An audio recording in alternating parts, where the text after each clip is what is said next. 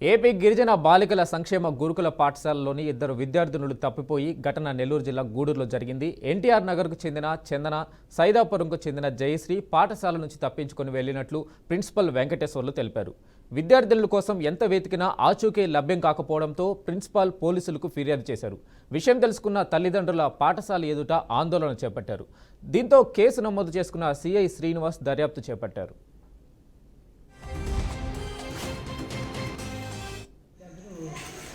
చందన శ్రీదేవి ఇద్దరు విద్యార్థులు కూడా 10:30 రావడం జరిగింది సార్. ఇచ్చిన వెంటనే వాళ్ళు పాఠశాల ప్రీ ఫైనల్ ఎగ్జామ్స్ అటెండ్ కావాలని చెప్పడం జరిగింది సార్.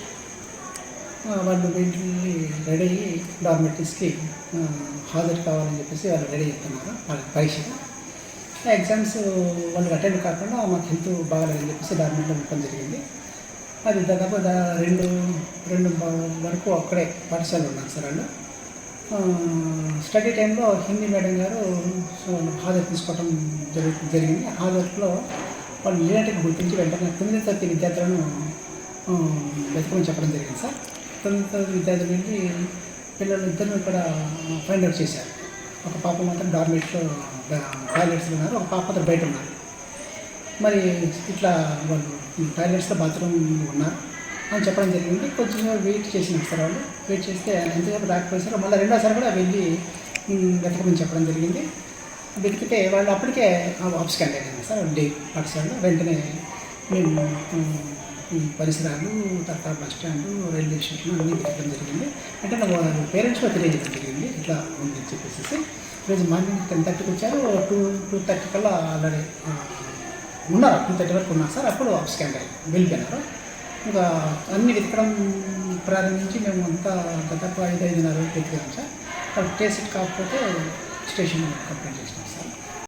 నెల్లూరు సార్ ఉండేదైతే చెన్నూరు నుంచి నెల్లూరుకి వెళ్ళాము. అక్కడ ఉంటున్నాము. పాప వచ్చి గురుకుల పాఠశాలలో గూడూరులో చదువుతుంది. బాగానే ఉంటుంది సార్. ఒకరితో స్నేహం చేయదు, ఒకరితో మాట్లాడదు, ఇంట్లోనే ఉంటుంది, బాగుంటుంది. అసలు ఎందుకు వెళ్ళిందో కూడా అర్థం కావట్లేదు, ఎక్కడికి వెళ్ళిందో కూడా తెలియదు నాకు. పొద్దున వచ్చేటప్పుడు కూడా ఉదయం లేచి ఇంట్లో పని చేసింది, పూజ చేసింది, తలకు పోసుకునింది, ఇన్ని చేసింది. అన్నీ చేసి ఈడకి వచ్చి కూడా వెళ్తున్నాను జాగ్రత్తగా ఉండు అని చెప్తుంది. ఏమీ చేయదు, ఒకరితో స్నేహాలు కూడా ఎక్కువ చేయిస్తారు, ఇంట్లోనే ఉంటుంది, డీసెంట్గా ఉంటుంది బాబా. అసలు ఇట్లా జరిగింది నాకే నమ్మకం కుదరట్లా. ఎట్లా వెళ్ళింది, ఎందుకు వెళ్ళిందో కూడా తెలియట్లేదు మాకు. ఫస్ట్ పాప సార్ బాబు 4th చదువుతున్నాడు, పాప వచ్చి 10th చదువుతుంది. లాస్ట్ ఇయర్ సార్ 2 నెలలు ఉంటే ఇంటికి వచ్చేస్తుంది పబ్లిక్ రాయంగానే.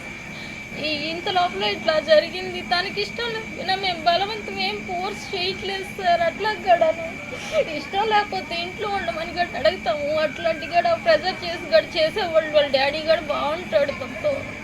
అట్లాంటిది అమ్మాయి ఎందుకు ఇంత నిర్ణయం తీసుకుందో తెలియట్లేదు సార్ మాకు. నెల్లూరు సార్ ఉండే ఈరోజు మనకి 8 గంటలకు సాయంత్రం పూట 8 గంటల ప్రాంతంలో మనకి జానకిరాంపేటలో ఉన్నటువంటి ఏపీ ట్రైబల్ వెల్ఫేర్ స్కూల్ సంబంధించినటువంటి 2 పిల్లలు కనపట్టలేని చెప్పని వాళ్ళ ప్రిన్సిపల్ గారు ఇచ్చిన రిపోర్ట్ మీద కేసు నమోదు చేసి దర్యాప్తు చేస్తూ ఉన్నాము. 2 పిల్లలు మన చందన మరియు జయశ్రీ అనే పిల్లలు కనపట్లేదు, ఇక్కడి నుంచి మిస్ అయినట్టుగా చెప్తున్నారు. వీళ్ళు కూడా స్టడీ మీద అంత ఇంట్రెస్ట్ లేనట్టుగా మనకి ప్రాథమికంగా తెలుస్తూ ఉంది. వీళ్ళు 1 వారం నుంచి కూడా వీళ్ళు హోమ్ సిక్లో ఉండి ఈరోజు ఉదయం వచ్చి ఉదయం 10ంటికి వీళ్ళు స్కూల్కి అటెండ్ అయి ఉన్నారు. తర్వాత చూసుకుంటే మధ్యాహ్నం 2:30 నుంచి కనపట్లేదు అని చెప్పని వాళ్ళ ప్రిన్సిపల్ గారు ఇచ్చిన రిపోర్ట్ మీద కేసు నమోదు చేసి దర్యాప్తు చేస్తూ ఉన్నాము.